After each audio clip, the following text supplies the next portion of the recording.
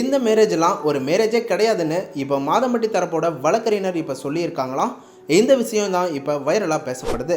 Joy கிருஷ்ணலா தான் முதல்ல மாதம்பட்டி ரங்கராஜ் தான் என்னோட ஹஸ்பண்டுன்னும் கோவிலில் மேரேஜ் ஆன மாதிரியான ஃபோட்டோஸ், ஹனிமூன் ஃபோட்டோஸ் அப்படின்னு எல்லாத்தையும் ஷேர் பண்ணி இன்டைரக்டாக தெரியப்படுத்திட்டு வராங்க. ஆனால் மாதம்பட்டி இந்த மேரேஜ் நடந்த மாதிரி எந்த ஒரு ரியாக்ஷனையும் பதிலையும் கொடுக்காம இருக்காரு. இதனால மாதம்பட்டி ரங்கராஜ் நம்மளை ஏமாற்றி விட்டுட்டு போயிடுவார் அப்படின்னு ஜாய் கிருஷ்ணலா மாதம்பட்டி மேலே கமிஷனர் ஆஃபீஸில் கம்ப்ளைண்ட்டும் கூட பண்ணிட்டாங்க. மேலும் ப்ரெஸ் மீட்டில் மாதம்பட்டி ரங்கராஜ் எனக்கு நிறைய கொடுமைகள் பண்ணியிருக்காரு அப்படின்னும், அடிச்சிருக்காரு, துன்புறுத்திருக்காரு அப்படின்னு பல விஷயங்களை ஓப்பனாக சொல்லிட்டாங்க. இந்த நிலையில் இப்போ மாதம்பட்டி தரப்பில் இருந்து வழக்கறிஞர் இந்த விவகாரத்தை தொடர்ந்து ஒரு சில கருத்துக்களை சொல்லியிருக்காங்க.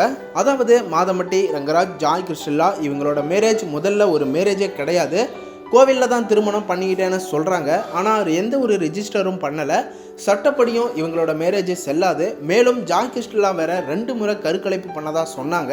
இப்போ மாதம்பட்டிக்கு தெரியாமலே மறைச்சி இப்போ 6 மாதம் கர்ப்பமாக இருக்கேன்னு சொல்கிறாங்க. இதில் இருந்து ஜாய் கிருஷ்ணலா பணத்துக்காக தான் இப்படி பண்ணிட்டு வராங்க அப்படிங்கிறது தெரியுது. அது மட்டும் இல்லாமல் ஒருவேளை ஜாய் கிருஷ்ணலாவுக்கு பிறக்கிற குழந்தை மாதம்பட்டியோட தான் அப்படின்னு கன்ஃபார்ம் பண்ணால் மாதம்பட்டியோட சொத்துல இருந்து அவங்க பசங்களுக்கு மட்டுமல்லாமல் இந்த குழந்தைக்கும் அவங்களுடைய பங்கு ஷேர் ஆகும். ஆனால் ஜாய் கிருஷ்ணலாவுக்கு எந்த ஒரு பணமும் போய் சேராது.